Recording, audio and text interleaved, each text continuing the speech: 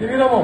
అదేవిధంగా చెప్తున్నారు ప్రతిపక్షాలు ఏమంటుందంటే మీకు ఇచ్చిన హామీ నెరవేర్చలేదు, మరి ఏ విధంగా కూడా మీకు అందరికి తెలుసు. గోవర్ధన్ మన డీలర్ పరిగి ఆల్రెడీ సగం మందికి పడ్డాయి. ఆల్రెడీ సగం మందికి 500 రూపాయలు వాళ్ళ ఖాతాలో జమ అయినాయి. ఇంకా కొంతమందికి అవుతున్నాయి, తొందరలోనే అవుతున్నాయి గ్యాస్ సిలిండర్ కూడా. ఇదే కాకుండా మన నాయకుడు చెప్పిండు 15 ఆగస్టు కల్లా. 15 ఆగస్టు ఎందుకంటున్నంటే మన రంజిత్ రెడ్డి గారు ఎంపీగా గెలిచిన రిజల్ట్ జూన్ 4 తారీఖు వస్తుంది. ఆ జూన్ 4 తారీఖు లోపలనే మన దోమ మండలంలో ఉన్న అన్ని సర్పంచ్లకు, ఎంపీటీసీలకు, జడ్పీటీసీలకు ఎన్నికలు అయిపోతాయి. రిజల్ట్ అన్ని ఒకేసారి వచ్చేస్తాయి. అన్న ఎంపీ అయిపోతాడు, మీరు సర్పంచ్లు, ఎంపీటీసీలు, జడ్పీటీసీలు అందరూ కూడా మీరు అయిపోతారు. ఆ విధంగా మన నాయకుడు రేవంత్ రెడ్డి గారు ఆలోచన చేస్తున్న విషయం నాకు మొన్న కొడంగల్ వచ్చినప్పుడు చెప్పిండు. మరి ఇలాంటి సందర్భం లోపల మనం ఏం చేయాలి? కష్టపడి మన కాంగ్రెస్ పార్టీ అభ్యర్థిని గెలిపించుకుంటే రేపు జరగబోయే స్థానిక సంస్థలు కూడా మనకు మంచి అవకాశాలు ఉంటాయి. తద్వారా మనం గ్రామ స్థాయిలో ఉంటాం, అధికారంలో మండల స్థాయిలో ఉంటాం, ఎమ్మెల్యేగా ఉంటాం, అదేవిధంగా ఢిల్లీలో కూడా ఉంటాం. కాబట్టి ఇది ఒక మంచి అవకాశంగా మనమంతా కూడా భావించి మన మండలాన్ని క్లస్టర్లుగా విభజించి ప్రతి క్లస్టర్లకు ఇన్ఛార్జ్లను అపాయింట్ చేసినాం. ఆ ఇన్ఛార్జ్లు అనునిత్యం అదే క్లస్టర్లో ఉండి అక్కడ అత్యధిక మెజార్టీ తీసుకొని వచ్చే విధంగా ప్రణాళిక తయారు చేసినాం. ఎవరైతే ఎక్కువ ఓట్లు తీసుకొస్తారో వాళ్లకు ప్రత్యేక నిధులు కూడా పెడతామన్న మాట కూడా మీకు అందరికీ కూడా తెలియజేస్తూ, ఆఖరిగా ఒకే ఒక మాట, మీకు ఇండ్లు కావాలన్నా, ప్రభుత్వ పథకాలు కావాలన్నా నేను ఎమ్మెల్యేగా ఉన్నా.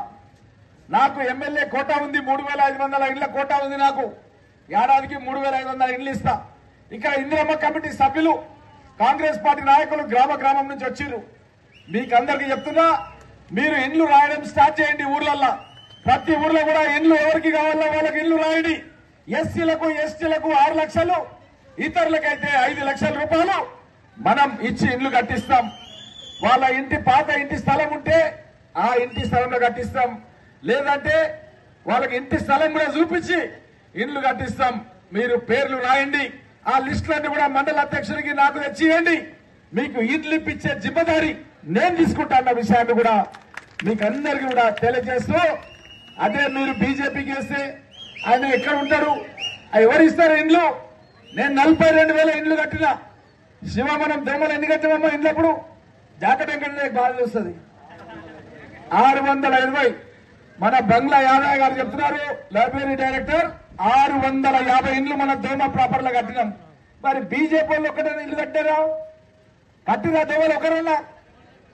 మరి కట్టనోడు రేపు ఎట్లా కడతాడు? కాబట్టి వాళ్ళ దగ్గర వాళ్ళ కట్టే పరిస్థితి లేదు. మీకు అందరికి తెలుసు బీఆర్ఎస్ పరిస్థితి అయిపోయేది. దాని గురించి మాట్లాడడం కూడా అవసరం లేదు. వాళ్ళ దగ్గర ఉంటే మనం ఇక్కడ తీసుకోవాలి.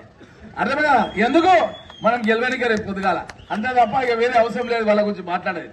కాబట్టి మీకందరు కూడా స్పష్టంగా చెప్తున్నాం, రేపు చేసేది మనమే, ఇచ్చేది మనమే. కేవలం ఎలక్షన్ కోడ్ ఉన్నందు మూలంగా కొంత జాప్యమైంది. వాళ్ళు కూడా 18 అధికారంలోకి వచ్చినప్పుడు ఒక 2-3 నెలల వరకు వాళ్ళు ఏం కార్యక్రమాలు చేయలేదు. వాళ్ళ కేబినెట్ కూడా విస్తరించలేదు. అప్పుడు మహమ్మద్ అలీ, కేసీఆర్ గారు ఇద్దరే ప్రమాణ స్వీకారం చేశారు. కాబట్టి ప్రభుత్వం వచ్చినప్పుడు 3-4 నెలలు అనేది సర్వసాధారణం. అప్పుడు 15వ తారీఖులో జీతాలు ఇస్తే మనం పైలికి జీతాలు ఇస్తున్నాం. ఎవరు అన్నాడు కానీ చెప్తారు.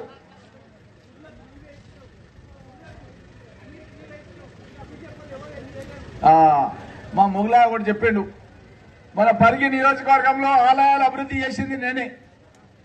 ఆలయాలు కొంతమంది అనధికారికంగా వాళ్ళు నడిపిస్తుంటే అధికారికంగా ఎండోమెంట్ డిపార్ట్మెంట్ కూడా తీసుకున్నా. కొత్త దేవాలయాలు కూడా కట్టించిన. కాబట్టి బీజేపీ ఒక్క దేవాలయం కూడా కట్టియలేదు మన నియోజకవర్గంలో. ఎవరికి కూడా దేవాలయాలకు సాయం కూడా చేయలేదు. ఈవెన్ అక్కడ అయోధ్యలో రామ మందిర్ కూడా రంజిత్ రెడ్డి గారు కానీ నేను కానీ చెక్కులు ఇచ్చినాం. అఫీషియల్ గా చెక్కులు ఇచ్చి అయోధ్యలో కూడా రామ మందిర్ కట్టడానికి మేము కృషి చేసినాం. కానీ వీళ్ళు ఏం చెప్పుకుంటారు?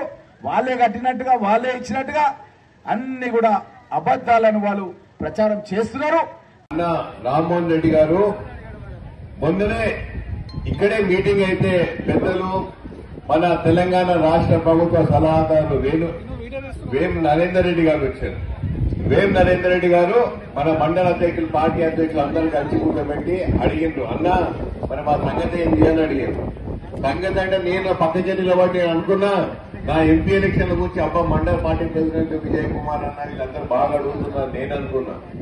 వీళ్ళు అడిగేది మా అన్న రామ్మోహన్ అన్న సంగతి ఏంది, మన వికారాబాద్ జిల్లాలో ఒకరేమో ముఖ్యమంత్రి అయిపోయారు, ఒకరేమో స్పీకర్ అయిపోయారు, మరి మామూలు సంగతి ఏంటి అని అడిగారు అందరు. వేమన్న ఒకటే మాట చెప్పిండ్రు, ఈంత ఎలక్షన్లు అయిపోయి మీరందరూ మంచి కలిసికట్టుగా పనిచేయండి, కలిసికట్టుగా పనిచేసి రామ్మోహన్ అన్న బలం ఏందో, కాంగ్రెస్ నాయకుల బలమేందో, కాంగ్రెస్ నాయకుల బలమేందో, కాంగ్రెస్ దళమేందో చూపెట్టండి. చూపెట్టంగానే ఎలక్షన్లు అయిపోగానే చాలా సూపర్ స్థానం ఇచ్చి రామ్మోహన్ రెడ్డి గౌరవించేది ఉన్నది. ఇమీడియట్ గా చేస్తా అని చెప్పడం జరిగింది. సో అతి త్వరలో మీరేం చూడబోతున్నారో చూస్తూ ఈ చీకటి పోయి వెలుగు వస్తుంది మనందరూ కాంగ్రెస్ పార్టీకి అని చెప్తూ ఈ సభను సభాధ్యక్షత వహిస్తున్న మన మండల పార్టీ అధ్యక్షులు సోదరులు చాలా చాలా చక్కగా మాట్లాడారు. అంటే ఆయన కడుపులో, ఆయన గుండెల్లో, ఆయన కడుపు నిండా మన దేశం ముందుకు ఎలా పోతుందో, ఎట్లా పోవాలో మనం, మన భవిష్యత్తు, మన భవిత, మన పిల్లల భవిష్యత్తు మనం తిరిగి రాసుకుందామని చెప్పిన విజయ్ కుమార్ రెడ్డి గారు పెద్దలు, గౌరవనీయులు, మాతృమూర్తితో సమానము. అందరూ నేనైతే మన అమ్మను ఎంపీపీ అనసూయ గారిని ఎప్పుడు నేను ఎంపీపీగా చూడలేదు, ఎప్పుడూ ఒక ఉపాధ్యాయురాలుగా నాకు టీచ్ చేసే అమ్మలాగానే చూస్తుంటా. గౌరవనీయులు ఎంపీ అనసూయ గారు, స్థానిక ఎంపీటీసీ అనిత గారికి, గౌరవనీయులు సోదరుడు నాకు తమ్ముడు రాజేంద్ర రెడ్డి గారికి, చాలా మంది సీనియర్ నాయకులు ఉన్నారు. ఇక్కడ లాల్ కృష్ణ గారు ఉన్నారు, అశోక్ రెడ్డి గారు ఉన్నారు, యాదవ్ రెడ్డి గారు ఉన్నారు, రమేష్ గౌడ్ గారు ఉన్నారు, వెంకటయ్య గారు ఉన్నారు, శివకుమార్ రెడ్డి గారు ఉన్నారు, ప్రభాకర్ రెడ్డి గారు ఉన్నారు, అనంత్ రెడ్డి గారు ఉన్నారు, మా యువ నాయకులు రితిక్ రెడ్డి గారు ఉన్నారు. చప్పట్లు కొట్టండి. మా కొడుకు సిద్ధార్థ్ రెడ్డి కూడా ఇక్కడే ఉన్నాడు. శాంతకుమారి గారు ఉన్నారు. వేదిక మీద చాలా మంది ఉన్నారు. నా కాంగ్రెస్ పార్టీ కుటుంబ సభ్యులందరూ ముందున్నారు. అక్కా చెల్లెళ్ళు, అన్నదమ్ములు, దోమ రాముల నాయకన్న కూడా ఇక్కడే ఉన్నారు. దోమ మండల అక్కా చెల్లెలు, అన్నదమ్ములందరికీ, పత్రికా మిత్రులందరికీ నమస్కారం. ఇప్పుడు ఇంతమందికే విజయ్ కుమార్ రెడ్డి గారు చెప్పినట్టు రాబోయే ఎంపీ ఎలక్షన్స్ మనందరికీ చాలా చాలా చాలా చాలా కీలకమైన ఎంపీ ఎలక్షన్స్.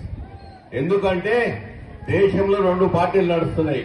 ఒకటేమో తెలంగాణ రాష్ట్ర పగ్గాలు చేపట్టిన మన కాంగ్రెస్ పార్టీ, మన ముఖ్యమంత్రి రేవంత్ రెడ్డి గారు ఒకవైపు, ఇంకొక వైపు మొన్న ఏదో ప్రపంచం రేపుతా అని చెప్పిన బీజేపీ పార్టీ ఇంకొక వైపు ఉంది. BJP party